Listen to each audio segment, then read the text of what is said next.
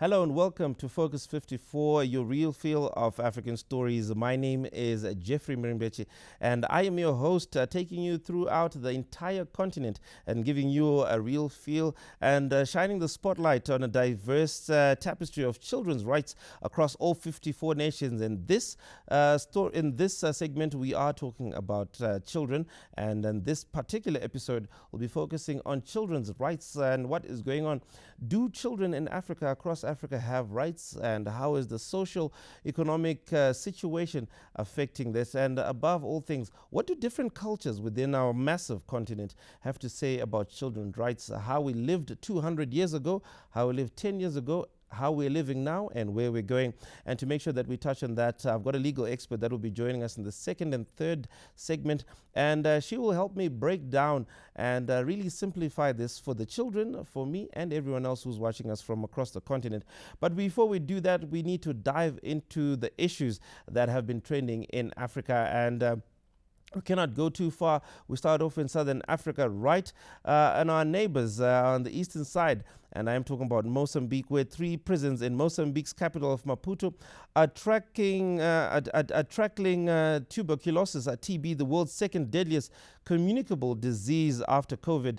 Overcrowded prisons have hooted up. The numbers and the cases of tuberculosis and TB are rising, which are caused by bacteria attacking the lungs. And according to the World Health Organization, the WHO, 7.5 million people were diagnosed with the disease in 2022, the highest figure since the monitoring in 1995. And the 3 prisons in Maputo are taking part in a pilot project using artificial intelligence to detect the disease. So there you see AI and technology coming through to sort this disease out. And as you know, tuberculosis is one of the biggest killers of human lives, especially in Africa.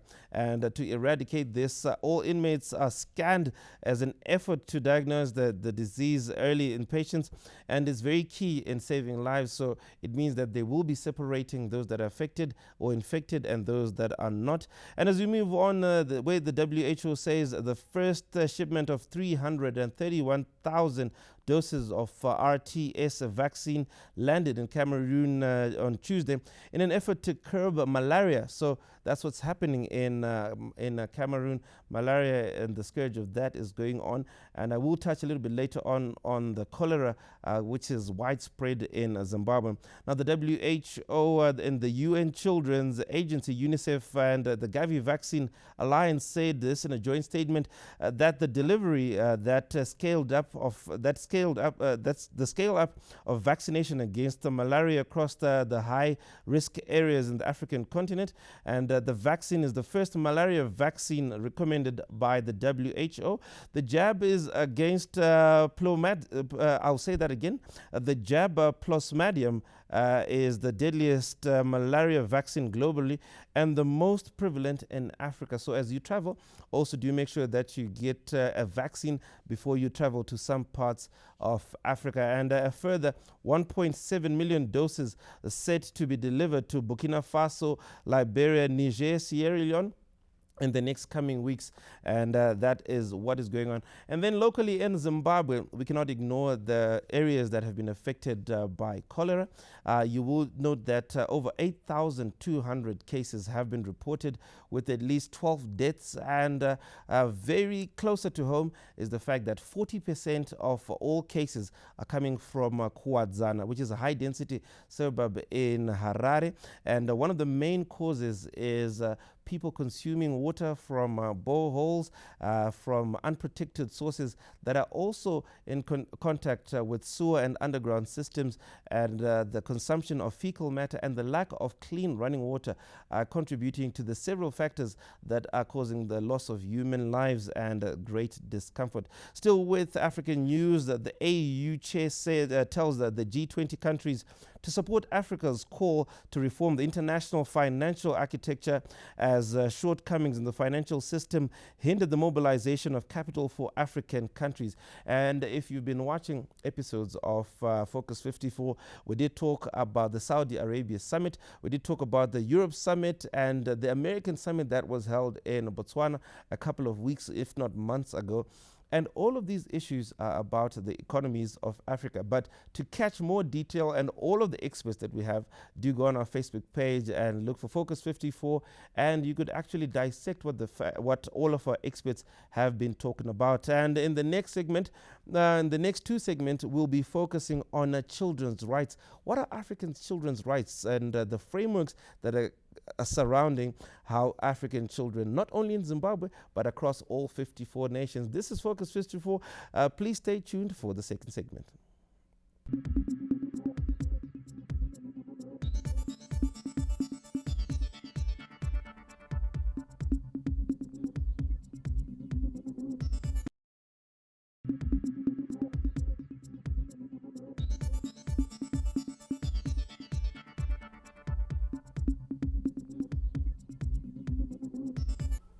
Welcome back to the second segment of Focus 54. Remember, we're now talking about children's rights across Africa.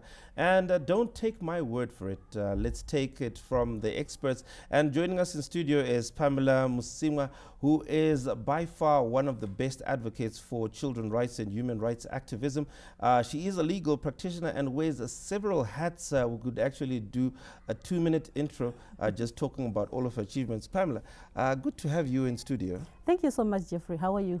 I am great. You know, today I'm going to ask you to do something that you normally don't do. I want you to simplify a lot of the issues we're going to be talking about, because I'm sure some of the children are watching us online. They're also watching us on TV, and we just want to get straight into it. You know, what are the key principles and provisions for children's, for children's rights, the framework across Africa, from Zimbabwe and the rest of Africa? Okay, thank you so much, Jeffrey. So I will try my best to simplify the issues. Basically, we have about 4 principles that govern children's rights, regionally, internationally, and even nationally. The first principle is that the principle of the best interest of the child principle. If we look regionally, we have the African Charter on the Rights and Welfare of the Child. That is the regional instrument that governs African countries. So Zimbabwe has also ratified the African Charter on the Rights and Welfare of the Child. And in that particular instrument, the best interest of the child principle is emphasized. And as a country, as Zimbabwe, we have also incorporated this principle in our constitution. If we look at Section 81 of the Constitution, it actually says that the best interest of the child is of paramount importance. What do we mean when we talk about the best interest of the child? We are saying in every circumstance or in every case that involves the child, we should now think about what really is in the best interest of this particular child. When you are looking at custody cases, a mother and a father are fighting over who is going to stay with a child. The courts look at what really is in the best interest of the child. Is it in the best interest of the child to stay with the mother, or is it in the best interest of the child to stay with the father? A perfect example that I can give of the best interest of the child principle is the fact that previously it was realized that women should stay, custody of children should be with mothers up until the child has turned 18. But now when you are looking at the best interest of the child principle, it's saying no, that is not, it might not be actually in the best interest of the child, that the custody should be given to the mother up until the child turns 18. So now when we are looking at custody cases, it's not whether you are the mother or you are the father. It's about what is in the best interest of the child. Then the other principle that we can look at, or that is enshrined in international, regional, and even our national laws, is the principle of non-discrimination. What do we mean when we say non-discrimination? When you talk of non-discrimination, we are saying every child is equal. There is no better child. So even gender-wise? Even gender-wise. We are saying female and males, they are equal. Whether a child is living with disabilities, whether they are black, they are white, they are blue, as long as you are under 18, every child is equal and they should be treated equally. Children should not be discriminated on whether they are born in or outside of wedlock. I remember recently there was even a case that was decided in Zimbabwe whereby it was declared that fathers of children who are born outside wedlock, children who are born outside wedlock actually have equal rights as those of children born inside wedlock. So previously, our culture was that children who are born out of wedlock have rights that are superior, than those born out of wedlock. I like that you mentioned the issue. I know you've got 2 more principles to tell me, but it also builds up to the next question, because as we're speaking about Africa, 54 countries, just the cultural difference in Zimbabwe alone, Yes. a vast cultural difference in South Africa, cultural differences in Nigeria, the DRC. We have probably thousands of tribes within our continent.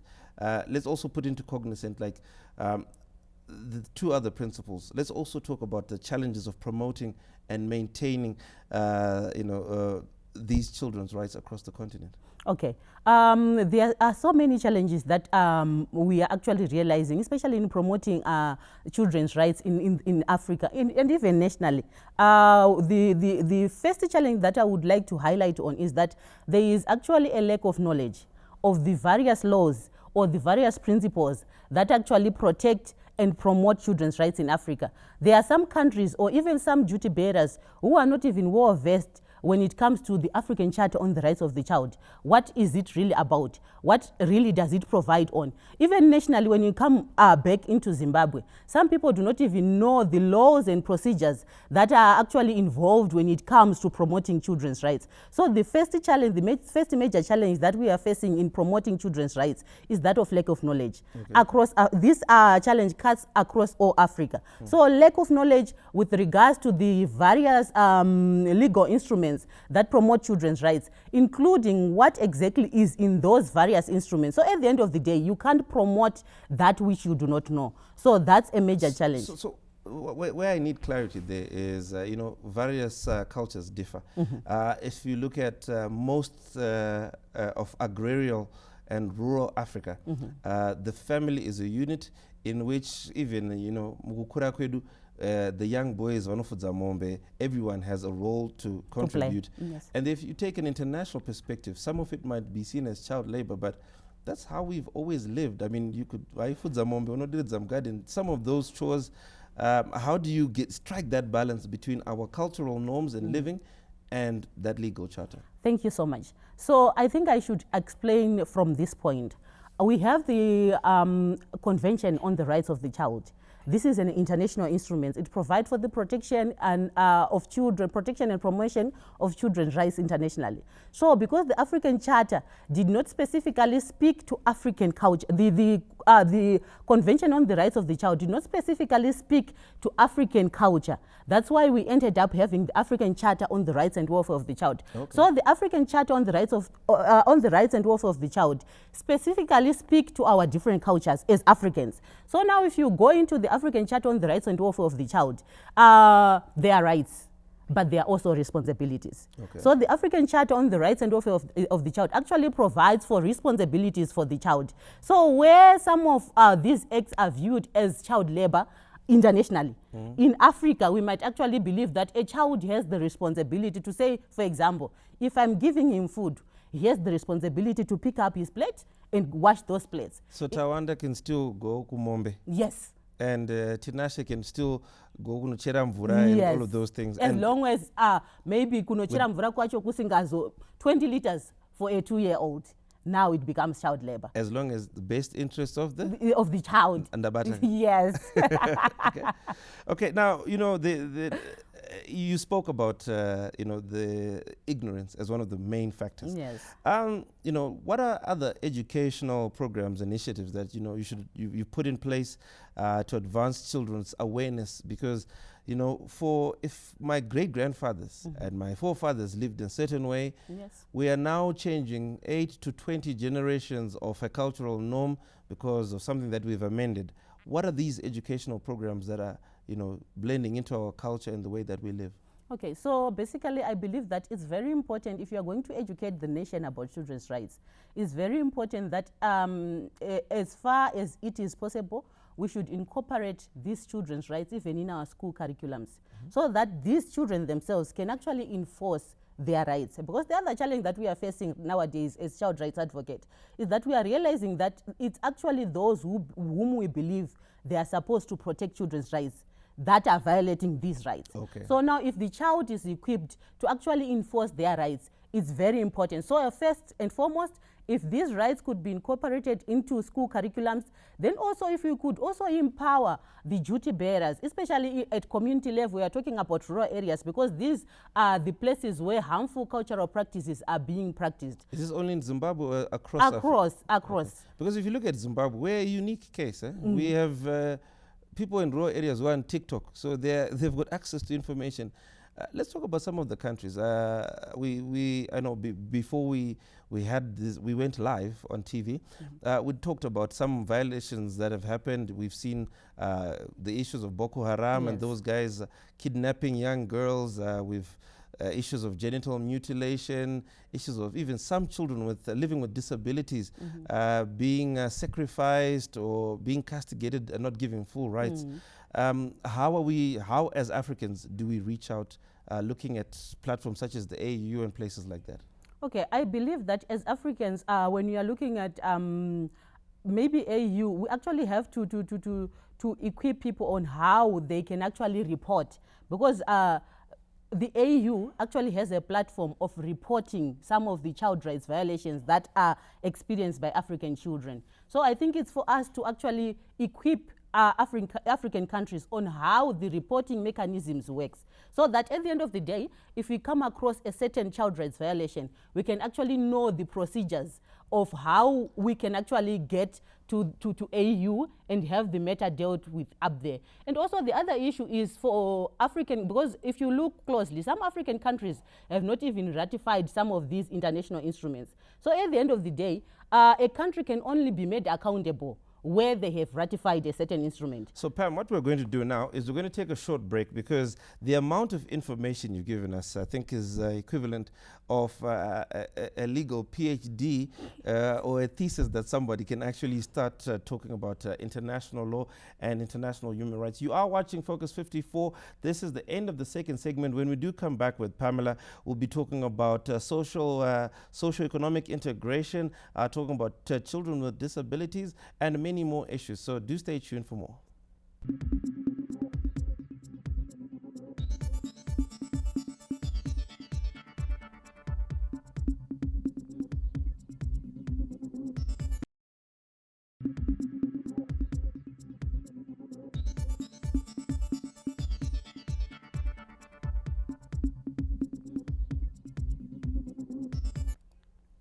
Welcome back to the third segment of Focus 54, and this one is focused on children, children's rights, what they deserve, and what the law says, and what we are doing as Africans across the continent. And don't take my word for this, because I think out of all segments, we have a guru in this one. She specifically is a human rights activist and a legal practitioner, Pamellah Musimwa, who's in for our third segment. Pamela, we did talk about the framework of what are the principles of children's rights, what are the legal instruments, and we talked about it nationally, regionally, and locally. Now, let's take a new perspective, not just in Zimbabwe, but what are the role of civil organizations and grassroots movements in advocating for this? And when I'm talking about civil organizations, all the way from community groups to our chiefs, I'm sure we have chiefs all over Africa, all the way up to the top to legislative level. Okay, thank you so much. So the role of civil society organization, number one, is actually to make governments accountable or states accountable. So we are looking at different African states, and there are certain child rights violations that are occurring. It's the role of civil society organizations to make states accountable, because there are certain laws that are prohibiting certain acts. It's for these organizations to actually say, no, our law is saying this. Why are we doing this? We make them accountable. Then the other role of civil society organization from grassroots level internationally is to actually provide legal education to the various different communities that we live in.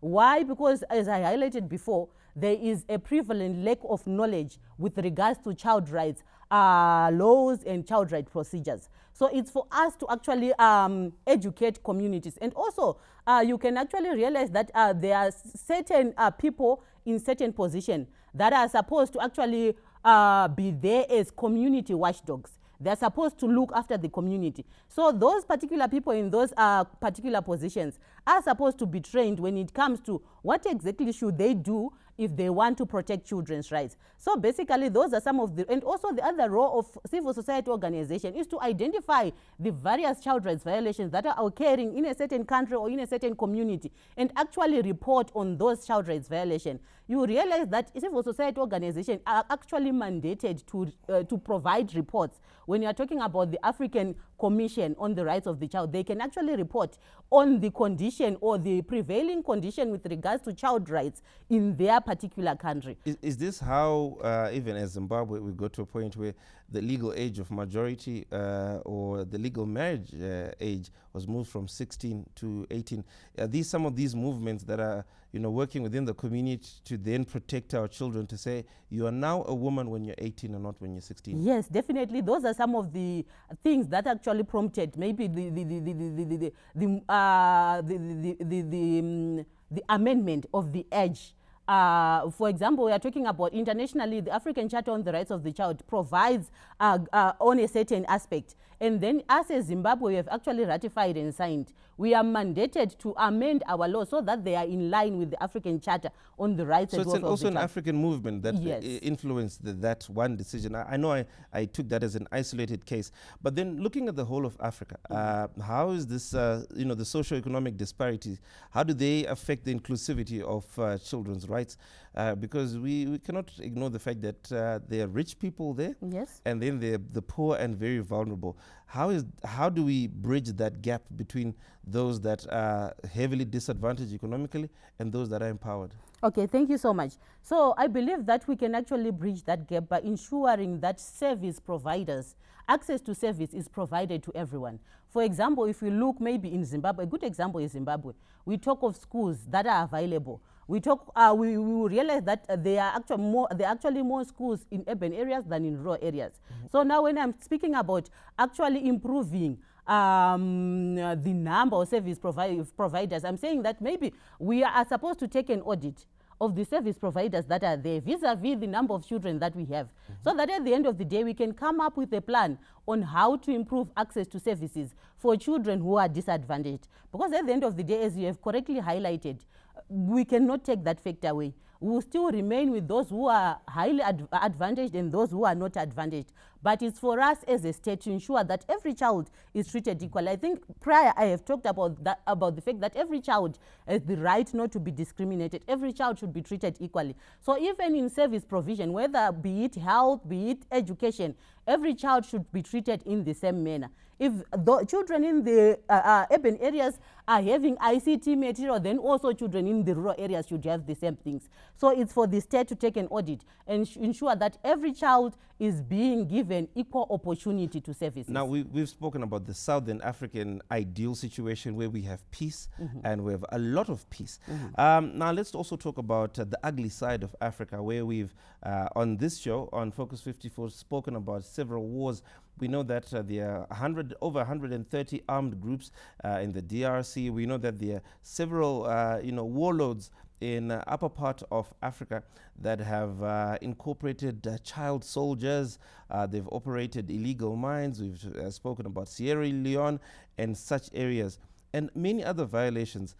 There is a legal framework, like you've said, but what are the punitive measures that can actually be taken, legal action that can be taken to reduce and mitigate some of these things? Okay, so basically the main legal action that can be taken is prosecuting those who are actually violating children's rights. Because actually forcing children to take up arms, or even maybe raiding up children, those are child rights violations. So the main remedy that I have found to have worked is prosecuting those who would have violated those type of children's rights. So prosecution actually works. Why? Because at the end of the day, if those who are violated, the perpetrators realize that this particular action results in this particular adverse action, they will stop doing that. So prosecution is the main or the major remedy that I would recommend. Thank you so much. You know, Pamela, I hope that you'll also share your contact details because I know the modern children are not like us. Nowadays they record. This show is now available and has always been available on our social media pages, that is ZBC News Online and ZBC TV, and you can always catch up to this episode. We were joined in studio by Pamela Musima, who is a library of knowledge, and if I can say something, I think you barely touched the surface, because there are deeper issues. We could get into the legal remedies and all of that, but that is the beauty of Focus 54. It's not only centralized on Zimbabwe, but as you travel across the continent, as you go to different countries, and your children go there to learn, you settle and you immigrate to these countries, please also be cognizant of your rights. My name is Jeffrey Murimbechi. You can catch me in the next episode of Focus 54.